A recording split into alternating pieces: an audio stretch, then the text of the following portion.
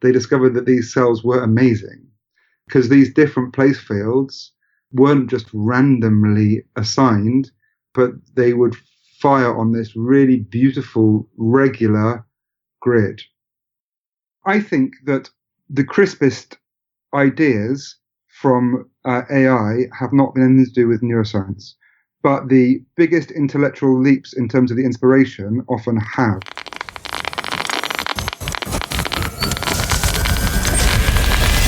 This is Brain Inspired.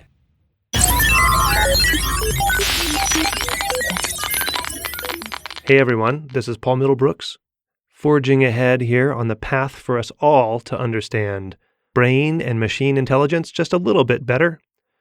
Today I bring you Tim Behrens, a professor at the University of Oxford. Tim is a neuroscientist with a background in anatomy, all kinds of decision-making.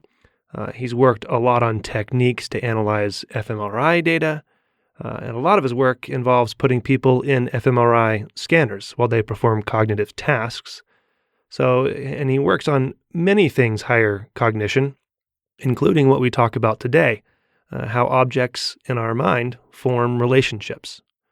This concept of forming pathways in our minds among abstract concepts sprang forth partly from earlier work on how a host of neuron types in our hippocampus and entorhinal cortex might form the basis for spatial maps in our head that we use to navigate the physical world.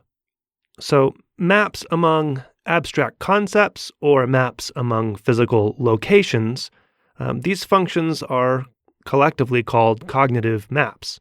That's a term used as early as the 1940s when Edward Tolman was doing experiments and writing about cognitive maps, what they are, how they're useful, etc.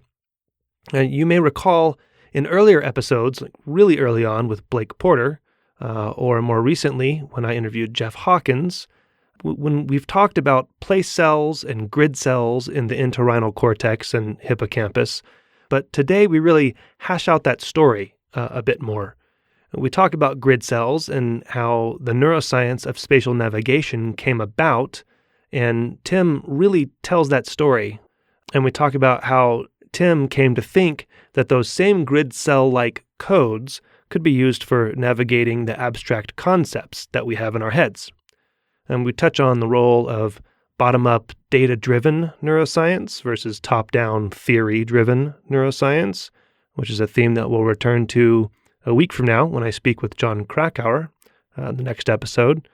And of course, I bring it to AI and how Tim's work might relate to artificial intelligence. There is a lot that we don't get to that he's working on, like he has recent work on intuitive planning and hippocampal replay in hippocampal neural circuits. So I'll leave that to you to learn more about. Quote of the show today by Tim out of nowhere.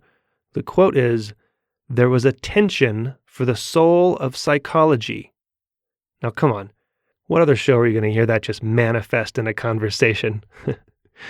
Okay, show notes are at braininspired.co/podcast/24.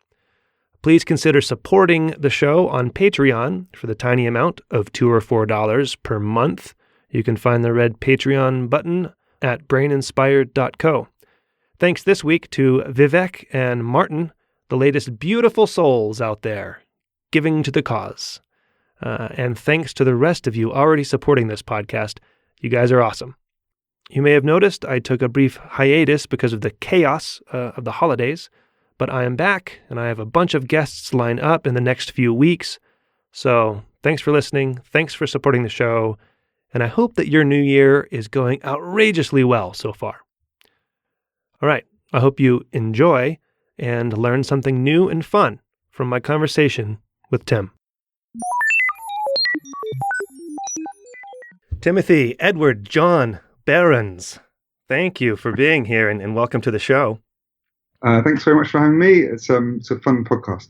So I will have introduced you, sort of a lot of your background, because you've done a lot of varied kinds of work. But you're currently a professor of computational neuroscience at the University of Oxford. And as far as I can tell, you were born in the Oxford buildings. Is that right? I've been here a while. I was certainly an undergraduate in the Oxford buildings. I've been here since I was 18. But I also have a honorary position at University College London in the Wellcome Centre there. So I spend about 3 days of my week in Oxford and about 2 days of my week at UCL. Okay, good. So they do let you leave the building there. So that's good. So, like I said, I will have introduced you, but you have kind of a long academic career of studying various kinds of decision-making under various modalities, and you've worked a lot with fMRI and techniques to analyze that sluggish signal we call fMRI, and lots more. But recently, you have become interested in the structure or relations between concepts in our mind, part of what's called a cognitive map. So today, we're going to talk about your recent work in that vein. Somehow, I've always been interested in something a bit like that. It's not... I think I've always, even the works I did in decision making and reinforcement learning, which I see as part of the same thing. Yeah. I was always interested in how we build models of the world there in terms of, so for example, how fast we learn. I made arguments about how you needed models of models of the temporal dynamics of the world in order to know how fast to learn. And I made arguments about how you need models of the relationships between things in order to know how to make decisions. And so it is true that it's more explicit in my more recent work, but essentially there are two parts of my work, but it's not really those two. So, historically, I've done a lot of work on anatomy and brain connections in a number of species, and that is quite separate from the work on learning and I guess what you might call cognition. But a lot of the work in cognition is really just about how the brain goes about building models of the world and when does it need to. That's somehow what I've always worked on that side of my work. And the stuff that you're referring to, which is about grid cells, is perhaps the most explicit example of that. Yeah. Yeah. Very good. Okay. Well, we're going to talk about those grid cells and the fallout thereof here. So you recently published this paper called "What is a Cognitive Map? Organizing Knowledge for Flexible Behavior," which describes how grid cell-like codes in the frontal cortex might be a mechanism by which we associate and navigate among abstract concepts.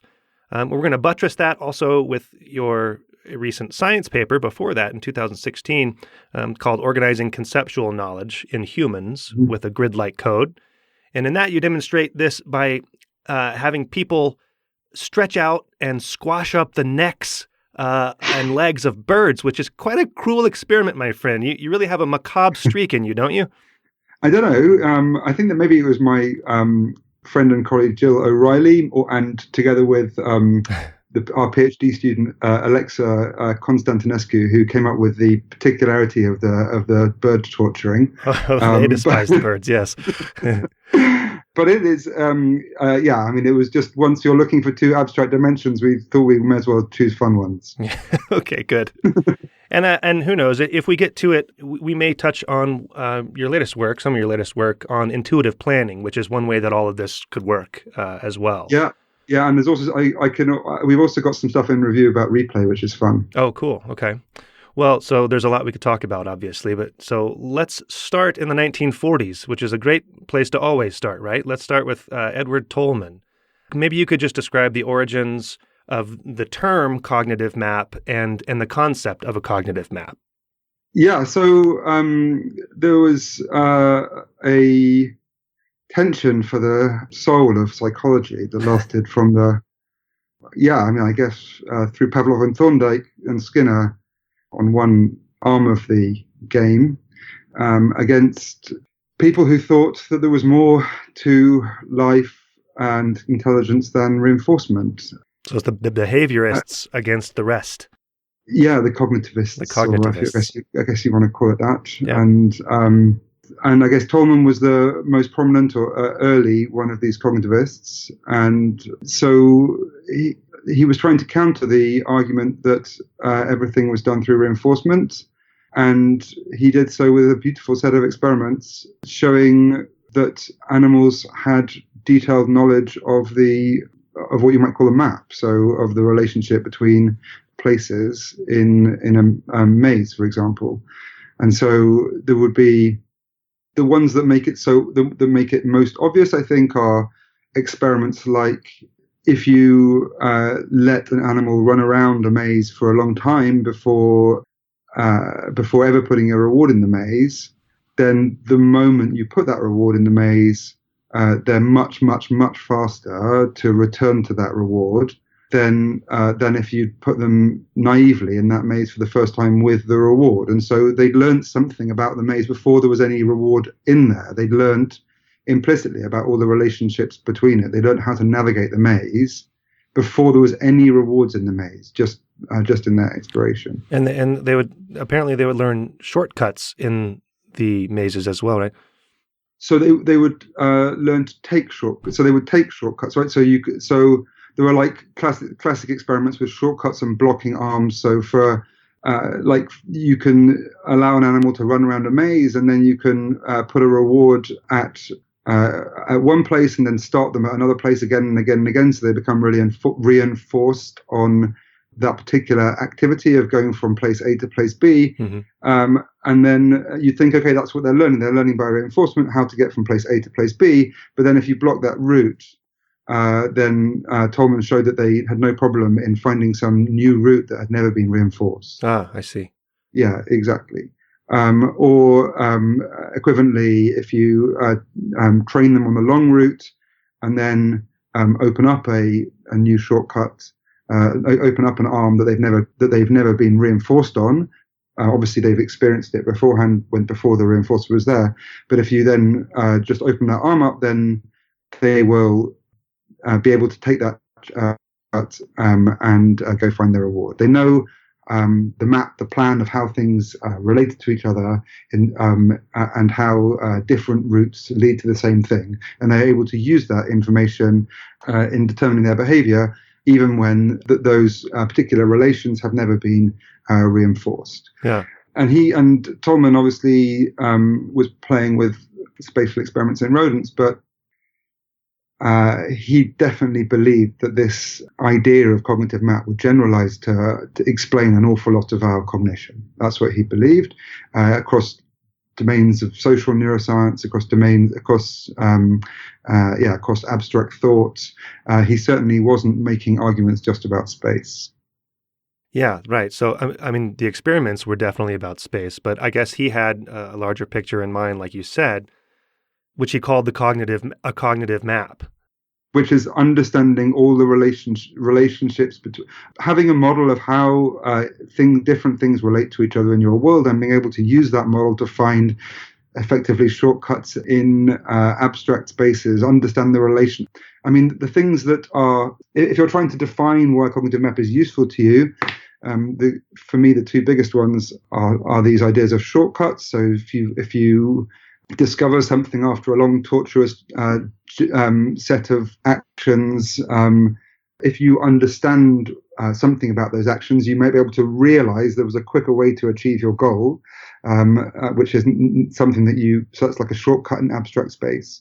Or the other thing you can do is if you've got a cognitive map and you know the relationship between all the things in the world, is you can make rich inferences from very little data. You can understand that if something happens to one thing, it might have big consequences on some other part of your cognitive map because you know the relationships in the cognitive map. And I gave a bunch of examples of that in that paper that you described.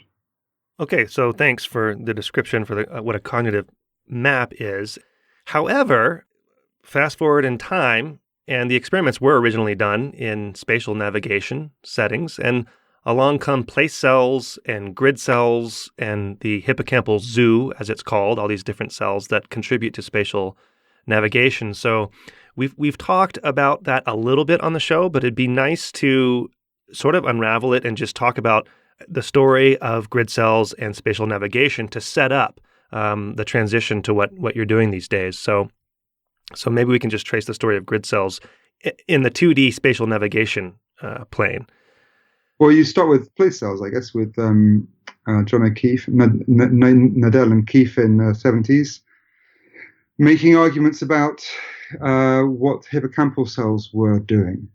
And they found hippocampal cells had these really beautiful spatial response fields. So they would fire. Your listeners should imagine a rat running around, but now instead of a maze, he's running around in a square arena about a meter by a meter. And that's 3 feet, folks. 3 feet for my English listening audience. My Americans, yeah. Sorry. For your American audience. Yeah. Europeans understand meters. I know. We should, but yeah. Yeah, and so then these cells in the hippocampus would fire at very particular points in these in this arena. So it might fire 20 centimeters away from the left wall and 30 away from the bottom wall of this arena. And then it would obviously have a field, so that would be where its peak was, and it would fire less and less around there, but it would only fire in a very circumscribed part of this arena. And there were these and then there's a huge argument in the 70s about whether they were really coding place or what were they coding. And to some extent, that's still an interesting argument. But O'Keefe managed to convince people that, for example, it wasn't caused by the fact that it smelled different there, or the fact that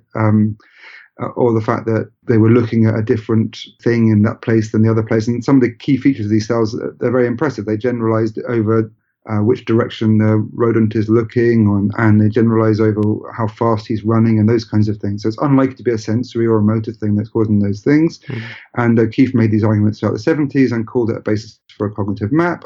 And it was easy to imagine why it was called a map, because it was really spatial. Yeah. It's interesting also to note that Edwin Rolls at the same time was recording in monkey hippocampus, and he was recording some or maybe a little bit later, but not much, was recording things that didn't look spatial, right? So, his monkeys were hanging out in cages and walking around space, and the cells there did not seem to care particularly where the monkey was, but cared an awful lot more, for example, about what the monkey was looking at, or the gaze direction, or where it was attending, and those kinds of things. And so that already raises the possibility that in an animal that can move its focus of attention to somewhere else, because a rodent is probably, at least when it's running along, the most important thing in that rodent's life is where it is. But a monkey sitting up a tree with his excellent vision can be going, oh, there's an apple over there. So it's already interesting to note that it might not be just about where you are, but rather what's important in terms of it's an interesting representation of maybe what's relevant to you right now, whereas and in a rodent, what's relevant to him right now might be just where he is. Yeah. I mean, it's also, maybe this is a time to note that the hippocampal structure, including the hippocampus and entorhinal cortex, it's often noted that they're not close to sensory areas, right? So they're kind of deep in the pathway of your cortical brain, right? So it would make sense if what's being encoded there could be a bit more abstract than just where you are, for instance, and could code for such things. Well, there's several things to say about that. Where you are is a very abstract thing. Sure. It's really difficult to get. Imagine all of what you have to do to get something from your retina, a code from your retina, some light from retina, which is changes depending on the lighting conditions or depending on the particular head direction that you're looking in. So, and is also egocentric, right? Depends entirely on your visual code, depends on where you're looking in terms of your own body orientation, not in terms of the coordinates of the coordinate frame of the arena. Right. Changing that into what we call an allocentric code, which is a code which on an XY plane where you actually are. This is an extraordinarily abstract. I mean, I think that this word abstract, the reason you're calling it not abstract is because it's so easy for you to know what it is. But I think the computations to get to allocentric position from the retina and the movement of your legs are far from trivial. No, I'm not denigrating the computational feats of doing that. I'm just saying that, and the point has been made before, that type of machinery could be used for other processes as well, which is actually a bit about what you do, what we're going to talk about. Yeah. I think the other thing to say about the hippocampus is that despite this, there's been a big focus on space in the rodent hippocampal community, which is famous and has been made particularly famous by the Nobel Prize being awarded to it. Right. But it's also true that the hippocampus is notorious for being important for memory, and memory doesn't have to be about space. I mean, who knows whether it will or not, but there's no question that someone should have given Brenda Milner a Nobel Prize for that discovery. Right. And it is... Just to be clear, we should say you're talking about patient HM and other studies about episodic memory and the memory deficits associated with lesions in hippocampal structures. And Alzheimer's disease. I mean, Alzheimer's disease makes it difficult to find your keys if you've got Alzheimer's disease. But so if you've lost your car keys, you probably won't know where they are in space. But it affects an awful lot of other things about your memory as well, your episodic memory. And certainly the most noticeable thing for somebody with a hippocampal lesion is nothing to do with space. The most noticeable thing is to do with much more abstract, the memory for much more abstract cognitive things, like just the memory of having met Brenda Milner yesterday was the most noticeable thing, the HM deficit.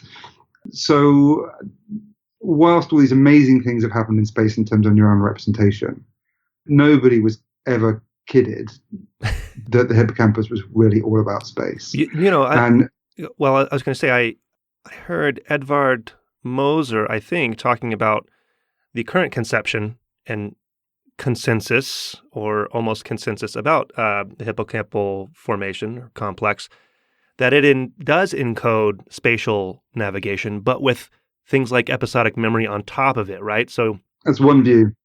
So let's argue that the hippocampus is a memory system. Then you have to start figuring out what a memory is or what an experience is. And there's no question that space and time, which are often found as in hippocampal representations, are two really important components of memory. There's no question that those two things are really important components of memory. You remember where you are and roughly what was happening around then. But there are loads of other really important components of memory. And you might argue that the space and time are a fundamental framework upon which other things are built, or you might argue they're two components of memory. I don't think there's any hard evidence to separate out those two arguments right now. Okay, well, we could go off the rails here with just the hippocampus, which would be fun. Anyway. Yeah. But Yeah. So getting back to the actual spatial navigation story that brought all this about. So you have these place cells, which, and then O'Keefe writes this book called Hippocampus as a Cognitive Map, right? After this, all this place cell work. Mm-hmm. And then, 30 years later, it took 30 years for 2006, for May-Britt Moser and Edvard Moser and their colleagues to record what are called grid cells in entorhinal cortex. And I know it wasn't that straightforward, but maybe you can kind of talk about grid cells now. Sure. So this is another amazing discovery. So entorhinal cortex is the input to hippocampus. Major input, right? Yeah, it's the major input. If you look in the textbooks, it's the only cortical input into hippocampus, I think. But in those textbooks, that's no longer thought to be quite true. But it's certainly by far the dominant input into hippocampus. And so Edvard and May-Britt were interested in how you could make such a thing as a place cell. They were interested in these complicated computations that I was referring to before. How do you get something that starts off in your retinal space and build something that ends up being an allocentric place cell? Right. Well, because there was this sort of, not controversy, but it was unknown whether place cells on their own could encode the spatial navigation or whether they are the downstream cells of other computations. So, I think maybe that's right. Maybe people thought that at the time. I think that now people would definitely say that. But I mean, I think that really Edvard and May-Britt were just really interested in how you could get something as abstract as an allocentric place cell and so they thought the thing to do would be to go and record in the structure that's one synapse upstream from the hippocampus. And so they went and recorded in the entorhinal cortex, and they recorded lots of interesting patterns there that seemed odd in that they would have more than one field. they would be like place cells, but they would have more than one field. And this it all seemed a bit confusing until they made the arena bigger. When they made the arena bigger, they discovered that these cells were amazing because these different place fields weren't just randomly assigned, but they would fire on this really beautiful regular grid. And this grid is like a triangular lattice, and so it's like if you can imagine equilateral triangles all stacked next to each other, and if you stack enough of them around a central thing, you get a hexagon. Yeah. And so this triangular or hexagonal lattice was beautifully recapitulated in the firing fields of these cells, which were clearly coding place, but they were coding multiple places, and those multiple places would lie on this beautiful triangular lattice. So just to be crystal clear, the rat would start at one place. It would run about, let's say half a meter, right, in one direction, and a cell would fire, and it could run half a meter back to where it was before, and another that cell would fire again, and then they could run equilateral triangles all over the field, and that same cell would fire over and over. Yeah. Right? Okay. Yeah, exactly. And so in the where they were recording to start with, so these cells would have a period of maybe 30 centimeters. So if you're in a 80 centimeter arena, which they were, then you may get 2 or 3 of these things, of these place fills, and you can't quite see where they are. But if you make the arena 1.5 meters, then you're going to get lots of these fields. And then you start to see what it looks like. And it actually turns out that if you just move the electrode more dorsal to somewhere to somewhere a little bit further up the entorhinal cortex, now the field size reduces, and so that the field spacing reduces. And so now there are ones that maybe have a 15 centimeter period or something like that, and then they are really tiling it in this wonderfully beautiful triangular grid. So it's maps at multiple scales. Yeah. Great. And they call these grid cells. They called them grid cells, yeah. Yeah, exactly. And so there's the reason they thought that was interesting. I mean, apart from being interesting because of its beauty, right? It's very rare you see something that beautiful when looking at neurons. Those neurons have interesting mathematical properties, but they also, because they fire on this regularly spaced grid, the first thing that Moses thought, I think, when they saw these cells was that they would give it, they would allow you to compute a metric for space so that you knew how far that you'd run in any one direction. And if you know how far you've run, then that's obviously an important component to knowing where you are. And then that is an important building block for a place cell. Yeah. Okay. So then you have place cells and you have grid cells, and what's called the hippocampal zoo. There's all sorts of cells in there: direction cells, social place cells, border cells, object vector cells, reward cells, goal direction cells. I'm sure there are more that I'm missing. But so this work culminated in the 2014 Nobel Prize, which was shared among John O'Keefe and Maybrit Moser and Edvard Moser. So that's kind of the story of the discovery of spatial navigation in the hippocampus. And there's actually still lots to learn in that vein as well. So how grid cells accomplish that. There's not a totally satisfactory model yet. The book's not closed on it, although many have been proposed, right? And are in the works. I'd go much further than what you're saying now. I'd say we know very little about spatial navigation. Yeah, I hate that. Every time, anytime we talk about what we know about in the brain, it's always very, very little. We know an awful lot about how you might navigate an open 1 meter arena. But that's not what rodents do in the wild. They build extraordinary, complicated spatial burrows. They three-dimensional. They can navigate. Yeah. They can navigate around all sorts of very vast, complicated maps, and really we have little idea how that works. How you could effectively control your behavior in those worlds, which are not open 1 meter environments is the subject of as much mystery as abstract representations are, I think. This is maybe we can chat about this for a second right now. A lot of people I've had on my podcast, and it just seems recently in the world of models that there's this really big push to come at neuroscience with theoretical claims and then test them experimentally. And we don't know anything about the brain. We got to come with theory first. And this is one instance, and correct me if I'm wrong, where it was more experimental ground up, right, from the beginning, like the discovery of the place cells and then the searching for the grid cells. So there's theory coming in, but it didn't start with theory. And so this siren call right now with deep learning, especially to look for the algorithms and then try to figure out how it works in the brain. This is one minor victory, I suppose, for the lowly experimentalist searching for things. Do you think that there's any merit to that? Yeah. I almost don't think there's anything we've ever discovered that started with theory. Is that right? I think that most things start with some data, and then you need some theory to explain that data, to explain what would be interesting to look for next, and then you need some more data to see if that theory was right, and then it's like a cycle. But the start of that cycle is data. Well, we are data. We have to be. We are the data. We have to be the start, I suppose. But you're right that the hippocampus is an extreme example of that, because the data seems so intuitively understandable without the theory. Without the theory. Mm-hmm.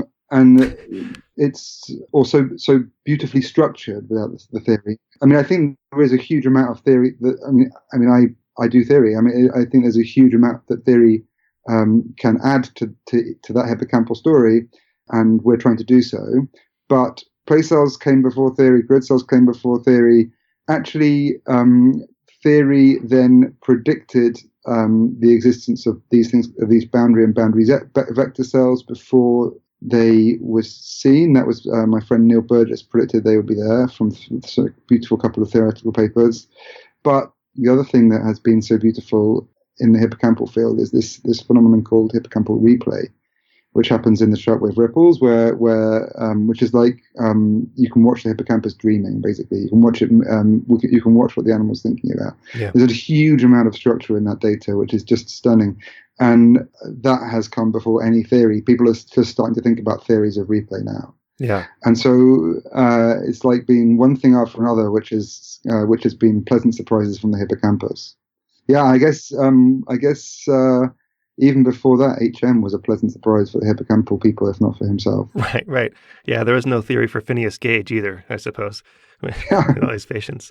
Well, okay, so it just must be true, right? So, like, it's true in, I don't know, in V1 as well. Right? So, Hubel and Wiesel came before there was any theory to explain why the Gabor filters are there. Now there are 10, 15 different theories for why you have those Gabor filters, but like, the people who are developing these theories, there's so many possible theories. The people so that you need something. You need to when Alhafen and Fields were looking at sparse coding in visual cortex. If those sparse codes hadn't predicted Gabor filters, they wouldn't have known whether they were on the right track or not. Right. Same thing with Rao and Ballard when they were looking at predictive coding. And now the people who are looking at convnets to do those same things have a similar game in the later visual cortices, or Doris Tsell's beautiful work on the face patches, trying to understand them with these PCA-like codes. Those things, there's just no point starting with that theory until the data is there. If you're looking at theories, if you're talking about theories of representation, which I think that's what you're talking about, right? Well, and who would have thought?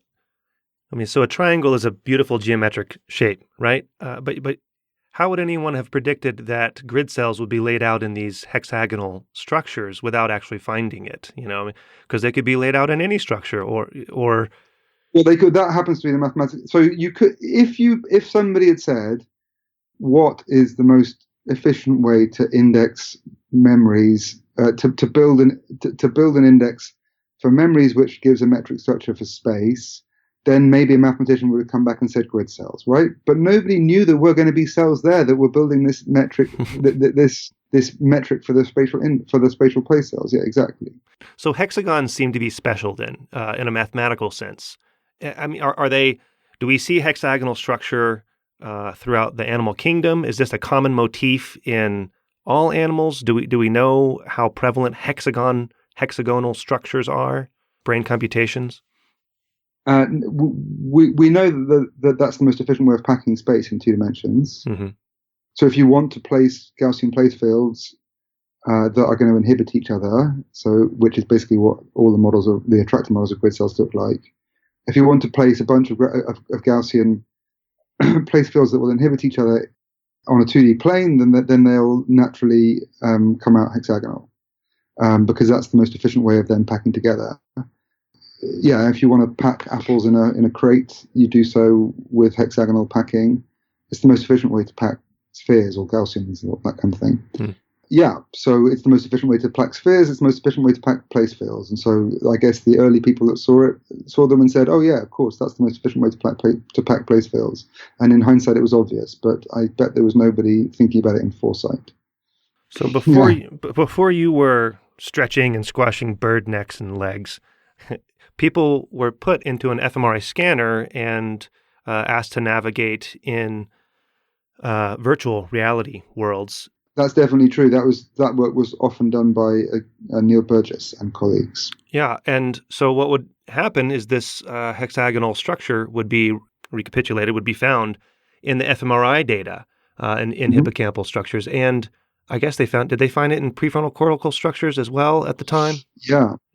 So they found it in medial frontal cortex, medial parietal cortex, and entorhinal cortex. Yeah, so that was amazing to be able to see grid cell-like activity. There's an interesting trick that I didn't mention before, which lets you see it with fMRI, which is that all of those triangular lattices are aligned with each other in terms of the sort of, if you can imagine a triangle, it has some angle to the edge of the arena. That's called the grid angle. And that those grid angles are basically shared amongst all the grid cells. And so it turns out that if you run along that grid angle or any direction that's a multiple of 60 degrees away from that grid angle, so 60 degrees is the angle that defines the equilateral triangle. If you're running along any of those directions, there's more activity than there is if you're running at one of the intermediary directions that isn't 60 degrees away from the grid angle. Mm-hmm. And so you get this signal called this hexadirectional signal, so which is big along any of the grid angles, but small in between any of the grid angles. So that was found by Christian Döller and Neil Burgess in the 2010 Nature paper, and they showed that was true in entorhinal cortex, but also in medial frontal and medial parietal, which suggests something pretty incredible, which is that these grid cells might be not just in entorhinal cortex in humans, but also in much broader parts of frontal and parietal cortices. Those cortices actually are strongly part of the hippocampal network as well as entorhinal cortex. There's big output regions of hippocampus, and then there are just one synapse away from hippocampus in terms of the input. One extra synapse, not like so they've got big inputs to entorhinal and big inputs to nucleus reunions, which allow them to communicate with hippocampus very, very closely. And so they often oscillate in phase with hippocampus in like resting state fMRI, for example, or if you put a electrode in both places.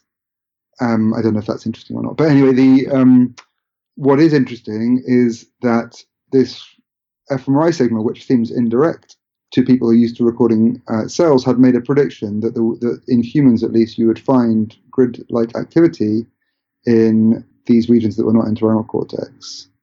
And that turned out to be true. So Josh Jacobs and Itzhak Fried were doing these very similar experiments in epileptic patients who have electrodes in medial frontal cortex, medial parietal cortex, and entorhinal cortex, and found grid cells in all of those places, which is kind of awesome, right? So it's kind of awesome when something as indirect as fMRI is making a prediction about what the representation is going to be. Right.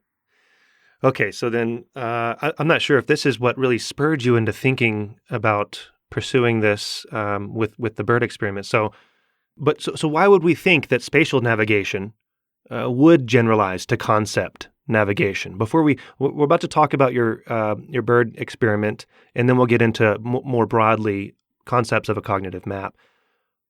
But is it just the mathematical beauty and efficiency of the hexagonal kind of code that we'd think, well, this must just generalize, the spatial kind of patterning must generalize to abstract concepts as well? No, I think that there's an awful lot of power in thinking about generalizations and analogies, and I think that in general, it is true that where they are available, our brain is extraordinarily powerful at taking advantage of them, much more so than any artificial intelligence that's been invented yet. And so it wasn't surprising to me so it seemed like it was possible that it would happen, but that's not why I did the study. I did the study because there were grid cells in those brain regions that are the brain regions that are important in. So those brain regions that are not the entorhinal cortex, where there were grid cells, those brain regions are important for building these abstract models of the world in general. When you look for studies of things like acquired equivalence, right, in rodents, where two things become related to each other because like if A predicts reward and B some reward and B predicts some reward, but C predicts some different reward, then the representations of A and B will become more similar in medial frontal cortex. They've acquired this equivalence between them, so they are understanding the relationship between these different stimuli because they both predict the same thing, for example. So that's in really basic rodent studies, but also in human studies. Whenever you do these types of decision-making studies, which require things that are more simple than just repeating reward, that are much more sort of Tolman-like in their structure, it's those brain regions that seem to be the ones that are most important for making those decisions.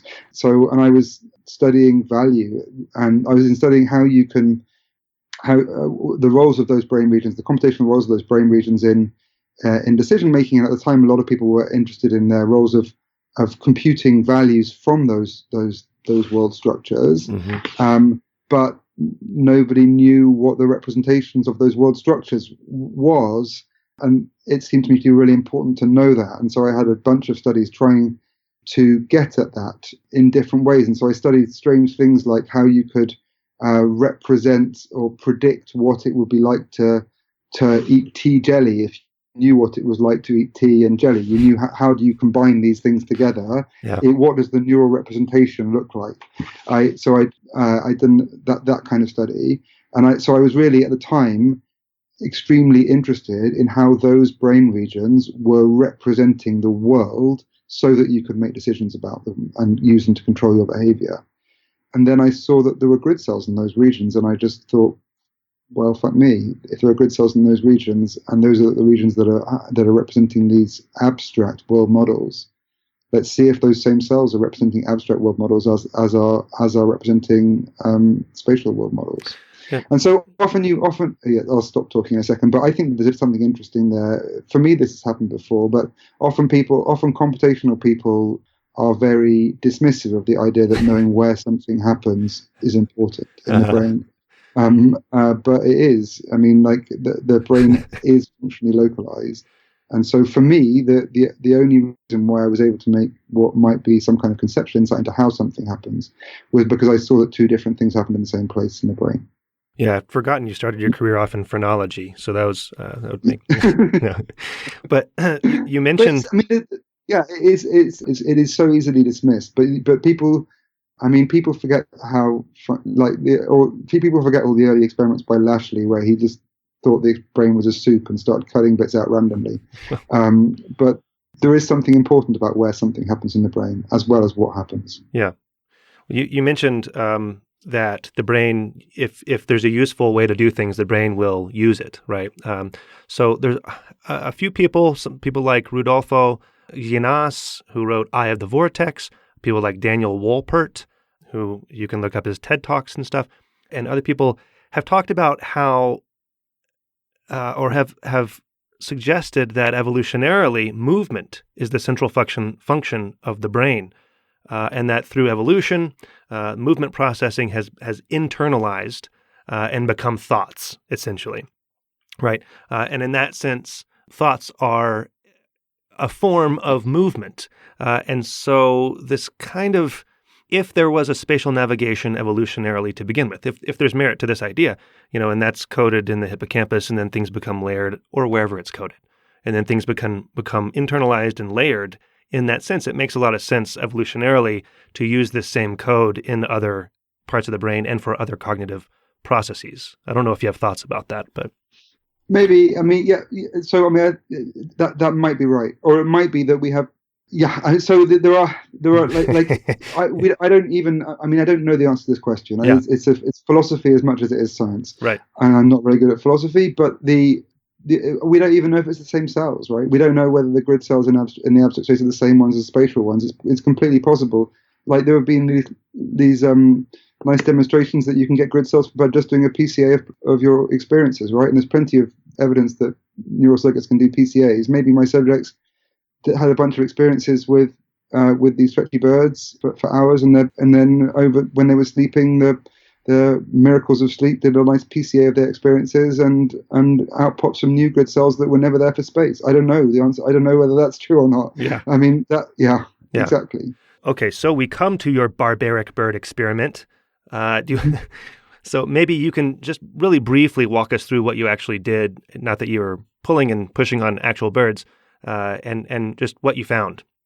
So I've just been explaining that Neil and Christian found this hexadirectional signal, this signal which changes depending on whether you're running along the grid angle or across the grid angle.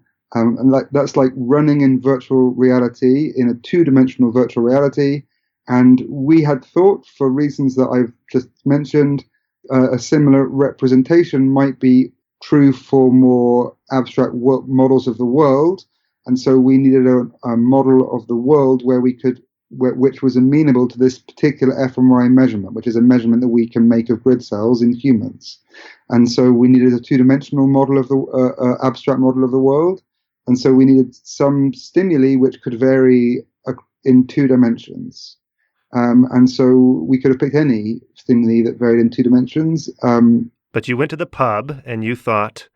Yeah, well, actually, I think that I was in I don't know how it happened, but maybe Alexa and I were discussing a paper of Russ Poldrak's where he had some birds, where he'd changed the angle of the neck or something like that. Yeah, I don't think any idea has ever come to you in a pub without seeing stuff before.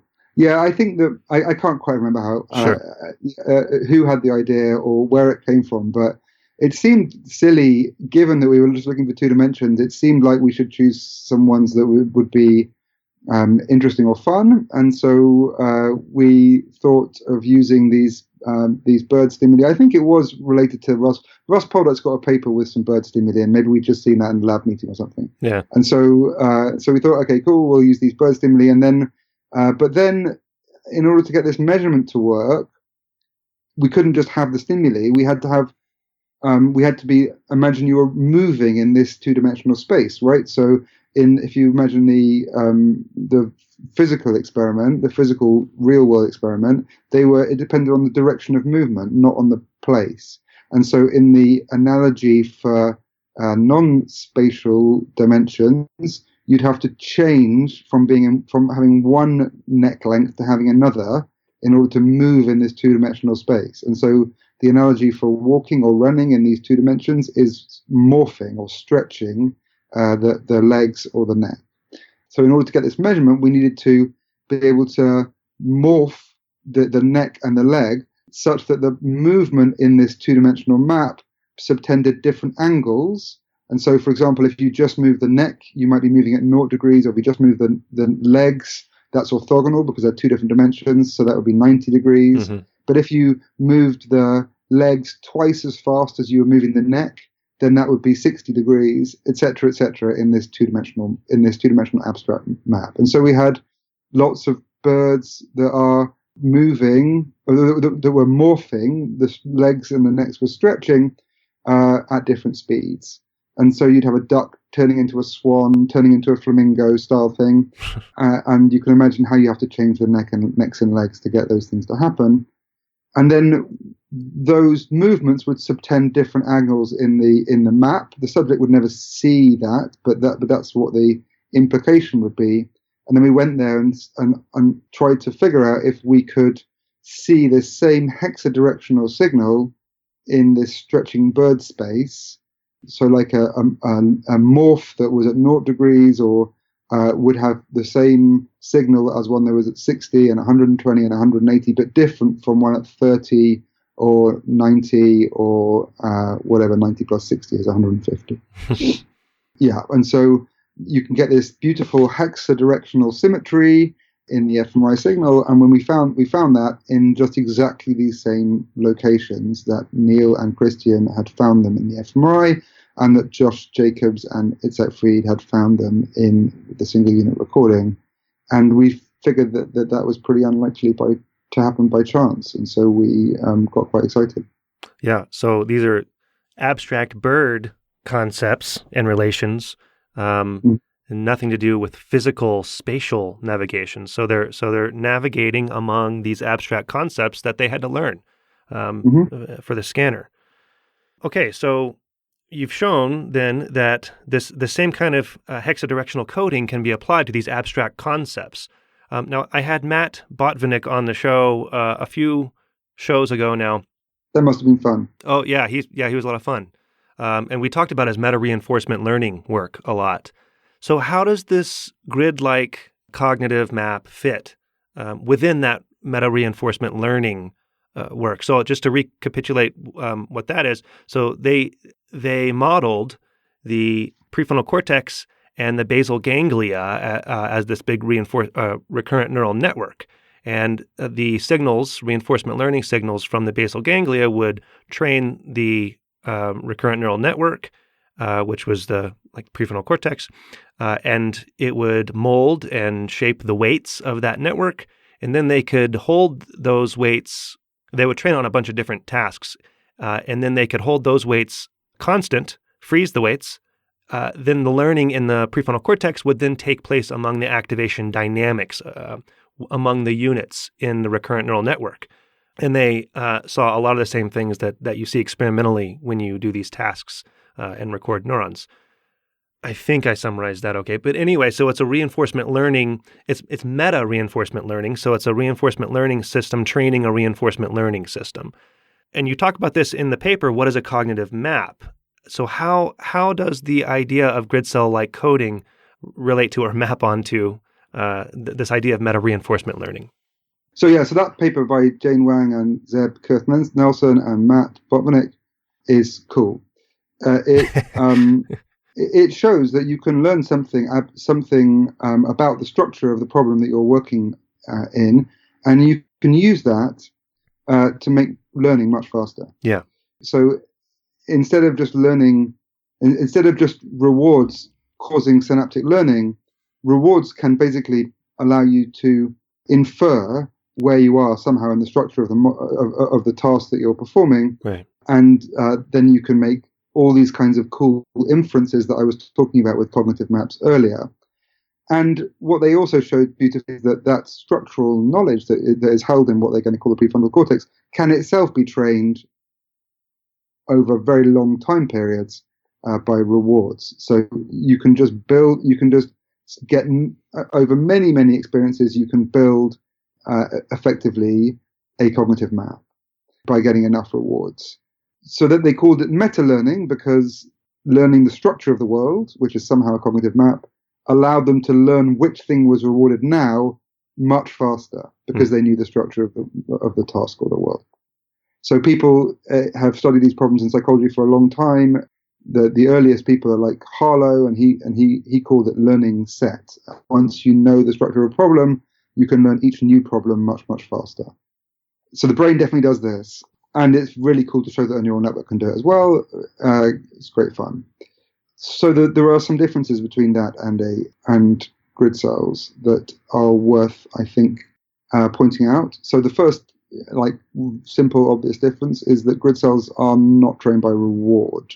So Matt and Zeb and Jane, in order to learn the cognitive map, they did this thing called meta-reinforcement learning, which has meant they could only learn something new about the cognitive map over very long timescales about which structure, which cognitive map predicted slightly bigger rewards over very long timescales. So it was like really an extreme version of trial and error learning. And so it's like when you walk through a new room, you will, just by associating temporal sequences of associating this room followed by this corridor followed by this room, you'll be building up a map, just like Tolman's rats were to start with. But Zeb and Matt and Jane's network will not be doing that. It will only change the synaptic weights when it gets a reward, and so it has to. So obviously they could change that, and I'm sure they are doing that right now. But it's not clear what the correct algorithm for this implicit learning, or learning from organizing all of that, rather than, so what they did was allow reward to organize their knowledge into what's relevant and what isn't relevant. And it's a clever idea. It's cool. Maybe there are systems in the brain that do that as well, but that's clearly not what grid cells are doing. Grid cells, as I told you at the very start of this podcast, we know all sorts of implicit knowledge about the world without ever experiencing any reward at all. Yeah. And so that's one thing that's clearly different about the medial temporal lobe system from the systems that they were modeling in basal ganglia and frontal cortex. Another thing that's different about it, I think, and I guess Zeb would agree with me, I don't know if Matt would, I haven't spoken to him about it. So I think that the hippocampal entorhinal system benefits from this thing called factorization, where it can, so there are these remapping experiments showing that if you go between room A and room B, you can get completely different place cells active, but the grid cells maintain their structure, maintain their metric structure over these two completely randomly different place cells. And so something about the structure of the world has been separated from something about the sensory world, and that means that the grid system, I think, would likely be able to generalize beyond its experiences, outside of its experiences, to do something called extrapolating, right? So normally generalization would work in networks, for example, in deep networks, works best if you're sort of effectively interpolating your experiences. And I think that's certainly true of Matt and Zeb's network. Basically, in order to get it to do something, in order to get it to do something good in a new environment, it has to have seen an environment that's more extreme than that environment on every dimension. It has, and it can do a really good job of interpolating its experiences to some new situation. I think that because the sensory input and the grid input is factorized in the entorhinal system, it can do clever things outside of the set of experiences that it's had. I don't know whether that's too complex for the podcast, but that's another slightly more sort of technical difference, I think, between the kinds of cognitive maps that that might be represented in those different places. But and the other sort of more obvious, sort of very clear and obvious potential difference is, of course, that we don't even know if the grid cells are learnt at all, or whether they come in those structures delivered by evolution. And so then that's more like another kind of meta learning, which is like designing new architectures, by learning new architectures in DeepNet, which is also a kind of meta learning. And you might argue that evolution in some way does this kind of meta learning as well, to design the best architecture to solve spatial problems. Yeah, anyway, all those things add up to some interesting differences, but I think the biggest conceptual difference is between those types of learning of a cognitive map is that Matt and Zeb and Jane are really worried about learning from reward, whereas the hippocampus is learning from everything. So do you think that, the idea of the cognitive map and these hexadirectional codes will fit in with the reinforcement learning work so what I'm wondering is like how so how these grid cell like codes will improve AI moving forward, essentially, I think that there's like a whole field of work on model-based versus model-free reinforcement learning, that's where building models of the world is So if you have a model of the world, you can do all sorts of things that you can't do without a model of the world. And it is a major topic of research at like DeepMind, for example. They have a science paper on building models of space. They have a Nature paper on grid cells in spatial models, because they realize that if you have your relational knowledge organized well, then you gain an awful lot more from each reward than you do if you don't have it organized well. You can learn much faster from much fewer data points. You can make analogies between things that are similar in some dimension. You can do this other thing that the hippocampus does, which is simulate. So you can, before you make decisions or you can try things out in your model. And these are all active areas of research at DeepMind, for sure, where I hang out sometimes. So for me, the essence of cognition, so I mean, I'm more of a cognitivist than I am a behaviorist. I think that the essence of cognition is going to be how rich your world model is, not how many rewards you've experienced. And I think that will be true in deep networks as well as it is true in brains. I mean, basically, humans, because they can. So I guess there's 3 or 4 things that humans do really, really well that deep nets don't do really well. I mean, there's many, but like the ability to abstract, the ability to generalize, the ability to make inferences, things that are not in your direct sensory environment, all allow you to learn from dramatically less data than any deep network that we have at the moment. So do you think that, thinking about general AI, which is the goal among a lot of AI practitioners, do you think that this grid cell-like code is the missing piece, one of a few missing pieces, one of many missing pieces that could herald in, get us closer to what people would consider human level or general AI? I don't know. Nobody can answer that question, but I'm not going to argue that it's a grid cell-like code, certainly. But I mean, I think that the idea of building models of the world is a really important piece. In building organized, efficient models of the world is a really important piece in building more sophisticated AIs. If what you're trying to do is build a human, then you need something that has a model not only of the outside world but also of itself.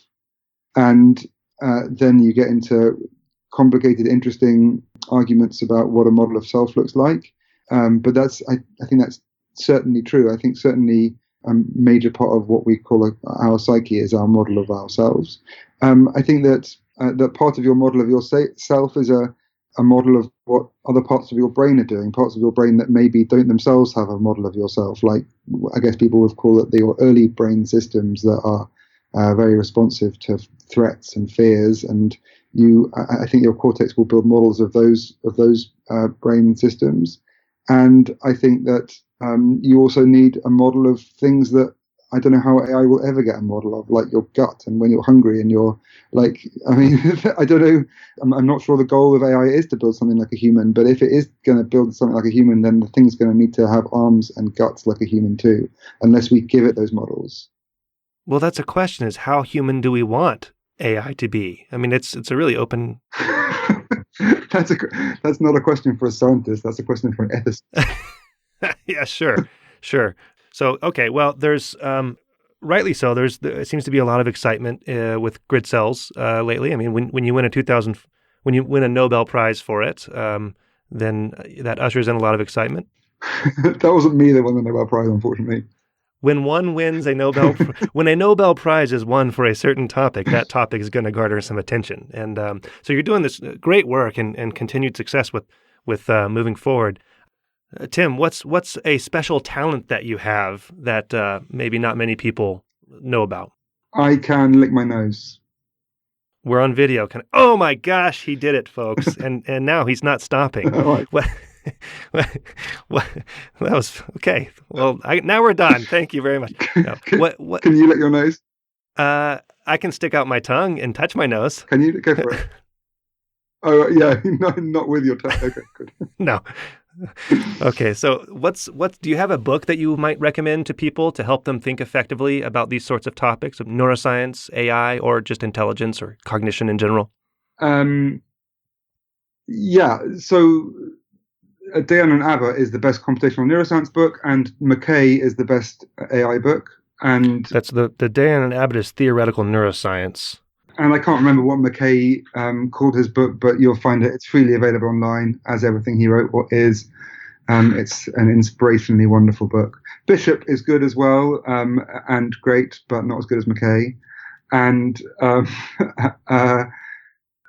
what's good on cognition? Well, I mean, there's loads of books about cognition. Hofstadter's fun to read. Oh, good God. I mean, it comes up every podcast. I'm going to have to read the whole thing now. He's fun to read. Yeah. It's interesting. It's inspiring. Yeah, good. Okay. So that's a lot of different answers. That's nice. Have you ever been wrong about anything? I'm wrong about things all the time. Just ask my lab. Anything in particular stand out that was really affected you or your career or anything? Have I ever been wrong? You mean about a scientific position or about Yeah. So like a lot of my ideas are wrong, but I try to not be firm in my ideas until I have evidence for them. And so I don't think I've ever been embarrassingly wrong about something, because I mean, maybe I'm embarrassingly wrong about the things I'm saying now, but mostly what I try to do in my career is report data. And it's not like I just state opinions that are not. I've never in my life just written a paper stating an opinion, and so So I've definitely been wrong in what I think is going on in the brain many, many, many times, but usually before I've been wrong, I've tried to test it. What's something that you wish that you had known going into cognitive neuroscience in general? I don't know, man. I drifted my career. My career drifted. It drifted slowly and moved around, and I played with. I spent a lot of my time making data analysis algorithms for this, that, and the other, including for Formula One cars when I was a PhD student as well. And I played around with neural nets back then. But maybe if this was in the age before we had fast enough computers for them. And I feel like I could have been a much richer man if I realized how powerful they would be once computers got fast. Maybe that would have been fun. It would have been useful to know about Bitcoin as well. That would have been good. Oh, good. Yeah, sure. Okay, so what is something that you believe will come out of the interface of neuroscience and AI work that may sound crazy or counterintuitive? Yeah, I don't know. I mean, I guess I think that the crispest ideas from AI have not been anything to do with neuroscience. But the biggest intellectual leaps in terms of the inspiration often have. I think that when Jeff Hinton was thinking about the sleep-wake algorithm, he was thinking about the brain. I think when he was thinking about convolutional neural networks, he was thinking about the brain with Leanne McKern. I think that when he probably wasn't thinking about the brain when he was designing the KL divergence to optimally organize the sleep-wake algorithm or the backprop algorithm to optimally fit his convnets. But I think that when he was dreaming about the sort of structure of what was happening, he was thinking about the brain. And I think there are that whenever we know something definitive about the brain, it will inspire things in AI. I think that's true. And I think that of the recent big things in AI, a lot of them still have been brain inspired. So I feel like, although the really crisp thinking and the way to really make things work comes from the maths, it's difficult to have an idea with no inspiration. So I think that's what I would say. But you're not going to speculate on anything that might sound crazy that we're going to see in 20 years or something like that. Well, I mean, there are other types of cells that are crisp that are not in neural networks yet, like mirror neurons, for example. Mirror neurons are going to require neural networks to have models of themselves and models of how and analogies between other people and themselves. And those, I guess, people are going to start building neural networks that have models of neural network A that has a model of neural network B, and those kinds of things. Then we'll start seeing those kinds of cells in those networks as well. Cool. Okay, last question. What are you going to be doing 5 minutes after you hang up with me? I'm going to speak to a colleague about a journal called eLife. Another meeting. So all day, so I don't miss the meetings. So anyway, Yeah. thanks for. So I appreciate you letting me stretch your time like you stretch bird necks. So thanks for taking the time with me, Tim. It was really fun. Thanks very much indeed. Cheers. Bye.